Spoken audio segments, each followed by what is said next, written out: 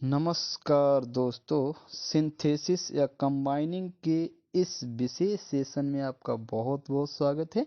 ये आपका विशेष सेशन इसलिए है क्योंकि इसमें हम क्या करेंगे, एक ही वाक्य को तीन तरह से हम कंबाइन करके दिखाएंगे। यानी इसी को हम सिंपल बना के दिखाएंगे, इसी को कॉम्प्लेक्स बना के दिखाएंगे और इसी को कंपाउंड बनाकर दिखाएंगे। ठीक है, क्योंकि परीक्षक आपसे कुछ भी पूछ लेता है तो आपको सारी चीज़ें आनी चाहिए। सिंपल पूछ रहा है तो सिंपल बनाएंगे, कॉम्प्लेक्स पूछ रहा है तो कॉम्प्लेक्स बनाएंगे, या फिर कंपाउंड के लिए कह रहा है तो आप निश्चित रूप से कंपाउंड बनाएंगे। ठीक है, तो देखते हैं इसी वाक्य को।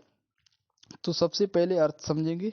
मोहन सौ एक टाइगर, मोहन ने एक टाइगर देखा, यानी कि मोहन ने एक चीता देखा। ही रैन अवे, वह भाग गया। ठीक है, तो सबसे पहले अगर सिंपल इसको बनाना है तो हम लोग कहेंगे चीता को देख कर। तो देख कर आ रहा है, तो अगर आपका क्रिया में कर आ रहा है तो आप क्या करेंगे, क्रिया में आईएनजी जोड़ देंगे। तो ये आपका बोला जाता है प्रेजेंट पार्टिसिपल। ठीक है, तो इसको हम प्रेजेंट पार्टिसिपल से सिंपल बना रहे हैं। ठीक है, तो सीइंग ए टाइगर, यानी कि जो आप सो है उसको आप सीइंग में कर देंगे। ठीक है, तो सीइंग ए टाइगर कॉमा लगा देंगे, और ही रैन अवे मतलब वह भाग गया। तो कौन भाग गया, मोहन भाग गया। तो निश्चित रूप से ही की जगह आप लगा देंगे मोहन। ठीक है, यहाँ आप लिख देंगे मोहन और उसके बाद लिख देंगे रैन अवे। ठीक है, अब इसी वाक्य को अगर आपको बनाना है कॉम्प्लेक्स, ठीक है, तो आप किस तरह से निकालेंगे, किस तरह से सोचेंगे। ठीक है, तो जैसे हम ले रहे हैं कॉम्प्लेक्स, इसी को बनाना है। तो देखो, यहाँ आप इस तरह से लेंगे कि ज्यों ही मोहन ने एक टाइगर देखा त्यों ही वह भाग गया। ठीक है, तो अगर हम इसी वाक्य को एज सून एज से बना दें, किससे बना दें, एज सून एज, तो ये वाक्य हमारा बन जाएगा, कॉम्प्लेक्स बन जाएगा। और शेष पार्ट आप ऐसे ही लिख देंगे एज सुन एज, फिर आप रख देंगे Mohan saw a tiger, A tiger, और उसके बाद यहाँ पे त्यों ही के लिए कॉमा लगा देंगे, त्यों ही, और उसके बाद में दूसरा पार्ट लिख देंगे ही रैन अवे। तो ये आपका बन गया है कॉम्प्लेक्स। ठीक है, तो आप देखो, सिंपल अगर बनाना है तो आप सीइंग से बनाएंगे। ठीक है, कॉम्प्लेक्स बनाना है तो आप बनाएंगे एज सुन एज से। ठीक है, कोई दिक्कत नहीं है, क्रम से आपको चलना है। अब इसी वाक्य को अगर बनाना है कंपाउंड तो कैसे बनाएंगे, तो कंपाउंड आपको कंजक्शन पता होना चाहिए। अगर जो हम लोग दो वाक्यों को एंड से जोड़ देते हैं तो वो वाक्य हमारा बन जाता है कंपाउंड। देखो, अब कोई दिक्कत नहीं है, कंपाउंड बनाने के लिए आप लिख देंगे, पहले पार्ट को यूं ही लिख देंगे, Mohan saw a tiger, tiger, और फिर उसके बाद में आप एंड शब्द यहाँ पे लगा देंगे। ठीक है, तो एंड हमारा कंजक्शन है, तो एंड जहाँ कंजक्शन लगता है और अगर दो वाक्यों को जोड़ रहा है तो वो वाक्य हमारा बन जाता है कंपाउंड बन रहा था। ठीक है, एंड, और उसके बाद में आप दूसरा पार्ट लगा देंगे ही रैन अबे। ठीक है, तो आपने देखा एक ही वाक्य को हम लोग तीनों तरह से बना सकते हैं। अब देखो, इसके अलावा जैसे ऐसा नहीं होता है कि जो कॉम्प्लेक्स होता है वो हमारा केवल एज सुन एज से बनता है, इसी वाक्य को अन्य तरीके से भी आप कॉम्प्लेक्स बना सकते हैं। ठीक है, वो कैसे बना सकते हैं देखते हैं एक बार फिर। तो देखो यहाँ कैसे निकालेंगे। देखो, अगर इसी वाक्य को हमें बनाना है, कॉम्प्लेक्स बनाना है एज सुन एज के अलावा। ठीक है, अब यहाँ पे एक शब्द होता है एज, एज का मतलब होता है चूंकि। ठीक है, तो आप इसको एज से भी कॉम्प्लेक्स बना सकते हैं। चूंकि मोहन ने टाइगर देखा वह भाग गया, तो एज, और उसके बाद में आप पूरा यही वाक्य उतार देंगे, मोहन सॉ ए टाइगर। ठीक है, और यहाँ पे कॉमा लगा देंगे, ही रैन अवे, ही रैन अवे। तो आप देख रहे हैं इसको आप ऐसे ही बना सकते हैं, और इसी वाक्य को आप सो से भी कॉम्प्लेक्स बना सकते हैं। देखो, मोहन ने एक टाइगर देखा अतः वो भाग गया। अगर इसी वाक्य को आप सो से जोड़ देंगे, यहाँ किससे जोड़ देंगे, सो, यानी कि बीच में यहाँ पे आप सो लगा देंगे, तो ये वाक्य भी हमारा कॉम्प्लेक्स बन जाएगा। यानी कि मोहन सो ए टाइगर सो ही रैन अवे। ठीक है, तो आप देख रहे हैं कितने सारे विकल्प होते हैं, केवल आपको आना चाहिए समझ में। अब इस वाक्य को देखिए, ही वर्कड हार्ड, क्या मतलब निकल के आ रहा है, उसने कठिन मेहनत की। He failed in the exam, देखिएगा वह परीक्षा में क्या हो गया, फेल हो गया। तो यहाँ आप देख रहे हैं काम उल्टा हो गया। कायदा तो ये है कि उसने जब कठिन मेहनत की है तो निश्चित रूप से वो सफल होना चाहिए था, पास होना चाहिए था, लेकिन हो गया है वो फेल। तो आप समझ रहे, जब उल्टा काम होता है तो अगर इसको सिंपल बनाएंगे तो आप बनाएंगे इन स्पाइट ऑफ, और उसके बाद में आप लिखेंगे प्रेजेंट पार्टिसिपल, तो यहाँ आ जाएगा वर्किंग हार्ड। देखो, यहाँ आप देख रहे हैं क्या लगेगा, इन स्पाइट ऑफ से इसको हम सिंपल बनाएंगे। ठीक है, in spite of working hard, और फिर आप कोमा ला के दूसरा पार्ट लिख देंगे, ही फेल्ड,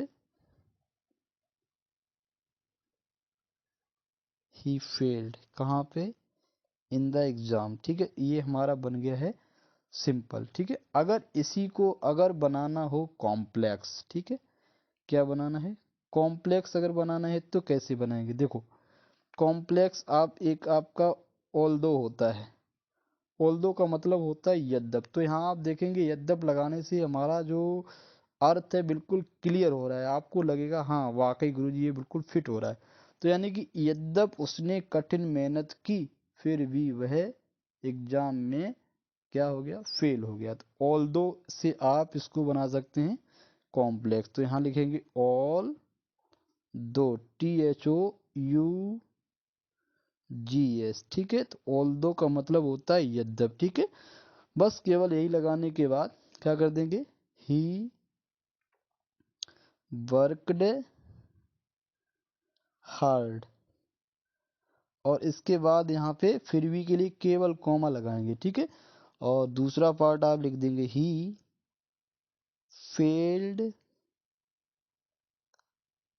और इन द एग्जाम यहाँ पे लिख देंगे। ठीक है, और इसी वाक्य को अगर बनाना हो कंपाउंड तो कैसे बनाएंगे, देखिएगा सेम प्रक्रिया आप अपनाएंगे किसके लिए, कंपाउंड के लिए। देखो, अभी आपने क्या किया था, जब जो काम हुआ है और उसी के अनुरूप रिजल्ट आया है तो हम लोग एंड से जोड़ देते हैं, लेकिन उसके अनुरूप अगर काम रिजल्ट नहीं आया है तो क्या करते हैं। देखो कौन सा कंजक्शन हमारा यहाँ पे फिट बैठ रहा है, उसने कठिन मेहनत की लेकिन क्या हुआ, परीक्षा में फेल हो गया। तो यानी कि इसको अभी आपने एंड से बनाया था कंपाउंड, अब अगर कंपाउंड बनाना है जब रिजल्ट उल्टा आ रहा है तो आप क्या कर देंगे, तो आप बट से बनाएंगे। तो यहाँ पे हो जाएगा ही वर्कड हार्ड।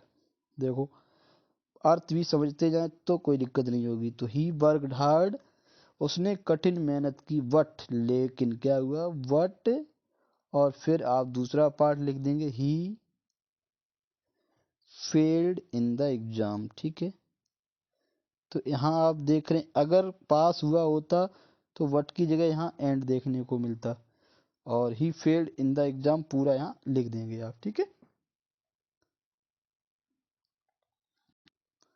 अब आगे बढ़ते हैं, देखते हैं। अब देखो यहाँ पे लिखा है, सी सॉ ए मैन, उसने क्या देखा, उसने एक आदमी देखा। ठीक है, ही वॉज वेरी ओल्ड, यानी कि जो आदमी था वो बहुत बूढ़ा था। अगर इसको सिंपल बनाना है तो आप समझेंगे यार, उसने एक आदमी देखा वह बहुत बूढ़ा था, तो यानी कि उसने जो आदमी देखा वो बहुत बूढ़ा था। तो इसका मतलब हम कह सकते हैं उसने एक बूढ़ा आदमी देखा, यानी कि उसने एक बहुत बूढ़ा आदमी देखा। तो सी माने उसने, और सॉ मान देखा, तो she saw a very old man. देखो ए वेरी, फिर ओल्ड और मैन को आप यहाँ पे लगा देंगे, ठीक है।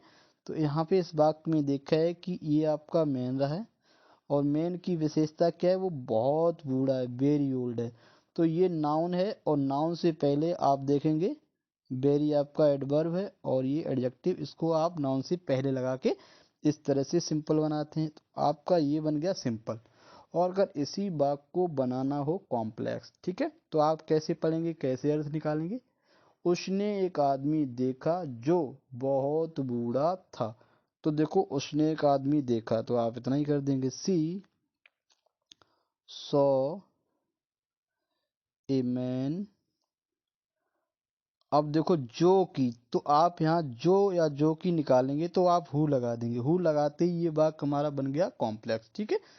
तो she saw a man who, और उसके बाद में ही के जगह पे आप रख देंगे हु, ठीक है, और वॉज वेरी ओल्ड बाद में लगा देंगे, वॉज, फिर आप वेरी ओल्ड यहाँ पे लिख देंगे, ठीक है। तो महत्वपूर्ण आपका क्या है, महत्वपूर्ण है कि आप किस तरह से वाक्य को पढ़ेंगे, समझेंगे और अर्थ किस तरह से लेंगे, ठीक है। अगर आप इस तरह से ले रहे हैं तो हमारा सिंपल बन रहा है, ठीक है। अगर इस तरह से ले रहे हैं तो यही वाक्य हमारा बन रहा है कॉम्प्लेक्स बन रहा है, ठीक है। और यहाँ एक बार लास्ट में देखेंगे, I have a book, the book is important, यानी कि पहले का मतलब हो गया मेरे पास एक किताब है, दूसरे का मतलब हो गया किताब बहुत महत्वपूर्ण है। तो इसका मतलब है कि किताब है, मेरे पास किताब है, किताब कैसी महत्वपूर्ण है, तो इसका मतलब मेरे पास एक महत्वपूर्ण किताब है। तो ये तो आपका बन गया सिंपल। अगर आप इस तरह से अर्थ लेंगे तो आपका ये बन जाएगा सिंपल। तो I have an important book, an important book. देखो इसमें भी आपने क्या किया है, ये बुक हमारा नाउन है, और बुक कैसी है, इम्पोर्टेंट है, तो इम्पोर्टेंट को आपने क्या किया, बुक से पहले रख दिया, ठीक है। तो ये आपका एडजेक्टिव है, तो एडजेक्टिव को नाउन से पहले रख देते हैं, ठीक है।